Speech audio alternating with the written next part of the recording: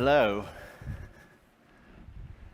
I'm Sean Murray. The folks at GDC asked me to talk about my journey as a game developer, and in particular about releasing games. So if this talk goes horribly wrong and my slides fail and all that kind of thing, it's just a clever analogy for releasing games that I have devised. But the truth is, I've never met a developer who finds releasing games easy. It always requires grit, and game development is hard. I've been lucky enough to work on a lot of very successful games, but I've always found emotionally the lowest point for me in development is releasing a game.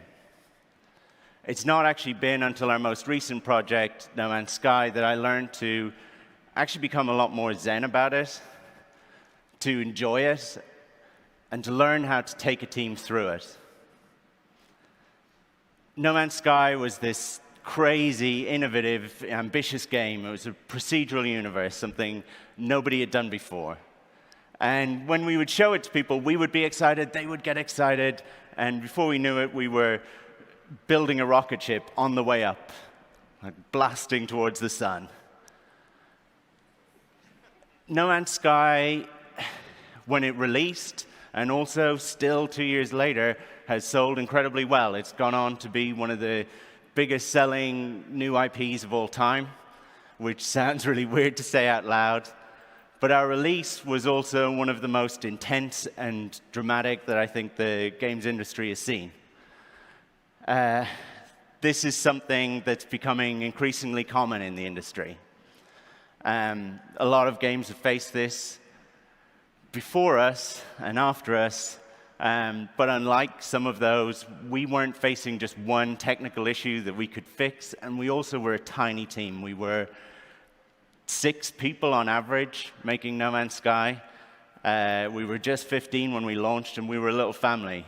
And as a family, post-release, we faced some really difficult challenges. Everything that you can imagine from like the worst of the internet, we hit. Regular intervention from police and Scotland Yard and things like that. And I don't really want to talk about that side of things because I think that kind of toxicity and those toxic individuals already control too much of the narrative around games. Instead, I'd like to talk about how we move forward as a team. Because now we find ourselves mentioned as that benchmark for coming back. Doing a No Man's Sky is now a positive thing, right? 2 years out from launch, like I was saying, we're selling kind of numbers that I think most AAA games would be really proud of for their launch. But more importantly, we have a very positive, probably one of the most positive communities of any game that is launched. During those darker days, though, it would have been very easy to quit. It would have been almost expected or the norm.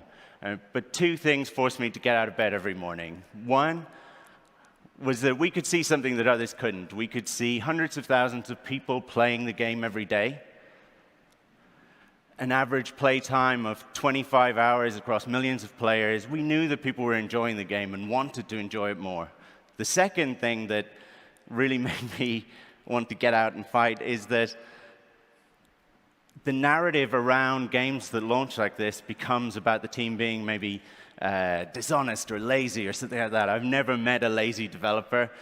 I've probably made bad mistakes in my time, but the fucking team at Hello Games are incredibly talented and so incredibly hardworking. And so I felt like their legacy deserved to be correct. So at first, the intensity of that feedback was overwhelming. But I decided you either had to hide or you had to face it. So I did something that I wouldn't recommend, but I decided to kind of drink from the fire hose, right? Every mail that you send to Hello Games goes directly to my phone and to my watch, right? We didn't block or mute people. If you talked about No Man's Sky, then I probably read it. Again, I wouldn't really recommend it, but it helped me gain a new perspective. And that perspective is that everything is just data. I sat down to categorize everything. I brought in people externally to do it, and we learned a lot from that.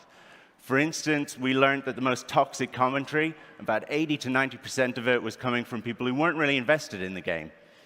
They were talking online about topics that are very common and very recognizable, and most games become a lightning rod for, like pre-orders or marketing or whatever.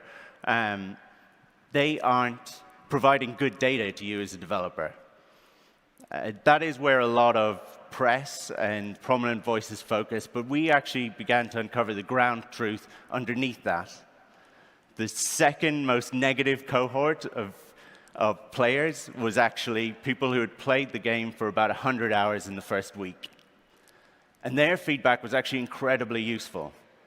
Suddenly, from this overwhelming noise of millions of hot takes, we discovered some ground truth, some real incredibly clear signals, like 37% of people were stopping playing or frustrated in playing just because they didn't like the inventory system. And then suddenly you're like, that I can fix. I can sit down at my computer and I can fix that. Not just that, I agree with you. And now we know what we're doing. We're back making games for people who want to play them. Now, partly I did all of this gathering and data gathering for the team, to shield them. They knew they didn't have to go out and look at Twitter or whatever because it was being taken care of. They could look at raw spreadsheets of cold, hard data. We also created this Tumblr internally for the team. And anything where we found that we were making an impact and people were contacting us, we put that on the Tumblr. Nothing is more motivating for you who's going through a hard time than knowing that the work that you do is helping other people who are going through similar things.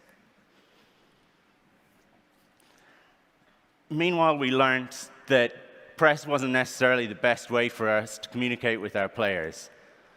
When I grew up, the press kind of led my thinking. I read Edge or whatever to tell me how to feel about development and developers. In 2016 or 2018, we found for a variety of reasons, the press kind of operates downstream from the community. Because things are click-driven as to what stories you get served and things like that, we would find that glowing articles would disappear from the front page, but a rumor would surface from Reddit straight to the front page of every website in like a ridiculously quick amount of time. So if we wanted to talk to our players, we needed to do it directly, so we just shut down all communication with the press. And it was fun. I really enjoyed that. I've never wanted to talk to the press in the first place. I've never really got into games for that, and I think I'm terrible at it. So it felt like us being true to who we were as a company. Now, obviously, yes, listen to the community. It's very important for problems, not necessarily for solutions. We changed the game radically, and we changed it in line with our own vision, right? Someone at Valve, who was a fan of the game, said to me, what you do now is more important than what you say. And I can't tell you how many times I sat down to write a blog post to explain to people our side of the story or, kind of calm the storm or set things right. However, as a developer of a released game, I think that there's only one thing that's credible, and that's your actions. We decided to talk to the community through patch notes alone. So if we wanted to say something to our players, we had to put something in a build, and we had to ship that build, and then we had to tell people about it. And there's something really pure and simple about that, and it informs the way we develop. It will inform the way we develop going forward. It's what we got into games to do. It allowed me to do something that I've always done in difficult times, whether it was crappy bosses that I've dealt with before or crappy situations at school growing up. I got my head down, I sat in front of a computer, and I made games, which is what I enjoy. I think there's this thing I've said to the team a few times, and it's something I've heard elsewhere, which is find your metric for success and optimize for that. And I love this. I'm a programmer, so we're saying words like metric and optimization, and that is right up my street, right? It speaks my language. It sounds cold and clinical, but I find a lot of meaning in it. Perhaps you want critical success. Perhaps you want the highest number of concurrencies. Whatever it is, find your metric. And every day as a team, you are faced with hundreds of decisions. And everything becomes so much simpler when you relate that back to your metric and make decisions optimized for that. But remember that comparison can be the thief of joy. When you release a game, it is so easy to fixate on how another game is achieving your metric better than you are, or whatever. It doesn't matter. Focus on you and your game. Now, everyone on the team has their own metric. I said to the team, this is something that we should do, and they kind of joked that I've been reading too many self-help books or something like that, but actually it's been really helpful for us. For me, it became about enjoying my work. And how I enjoy my work is seeing other people enjoying it. So that actually led me to this question of, like, why do I make games? Which is something I just hadn't really thought about before. But I had the opportunity and a lot of a situation that meant that maybe I didn't want to do that going forward. And I'm, like I said, a programmer, so I only understand human emotions in one way. And that's through the use of numbers and graphs. So just like any normal person, I started plotting my contentment on a month-by-month basis. We've all done that. So for today, I actually asked a bunch of other friends who are developers to do the same, right? To draw out their journey as a game developer, right? And we all largely overlapped, right? Concept is fun, it's amazing. And it's followed by a more difficult pre-production, where you start thinking about, okay, was that concept such a good idea? And then you kind of climb out of that just in time for production, when you realize that everything that you did in pre-production was a terrible idea. And things are way tougher, and then you just think, oh, just focus. We'll get this game out, and when this game out is, it'll be amazing, and won't that be an incredible moment? And actually, for the reality is, it's kind of taboo, but for the majority of developers, it's a real low point. It's kind of an anticlimax. And what I've learned is that every part of game development is harder than the last. And I have this question of, like, why do we do it? And I've thought about this a lot over the last few years, right? And studies, like, consistently show this graph of basic human happiness. It starts out like you expect. Childhood is, fun and exciting, obviously, and then you become a teenager, things are a little bit harder, and then you climb out of that in your, 20s, and you learn to kind of find your feet, and then you have a choice. If you choose to go forward and have kids, statistically, your average happiness decreases quite a lot, right? During those toddler years, then those toddlers become teenagers, and now you've got the double whammy. They're going through their low point in the graph, and you're going through your low point in the graph, right? And then the final insult is that they move out, and you're the saddest you could be, right? So that's my talk. Making games is terrible. Don't have kids. Eric, thank you for coming. No, I do have some experience here, right? I embarked on this crazy, stupid project, right? The most ambitious game we could dream up with this tiny team. But I also helped bring 3 children into the world at the same time during those 5 years of development. And I discovered that there's a secret that those studies on happiness and my little graph doesn't show, right? Something amazing happens when you zoom in on that graph. We tend to measure happiness year by year, month to month. But actually, when you embark on something like this, as an indie dev, as a parent, whatever, you tend to find that day to day, your happiness is changing wildly. I've come to realize that what you do in that situation is you're trading boring, old, average happiness for moments of transcendental joy, brief glimpses of what this thing you're making could become.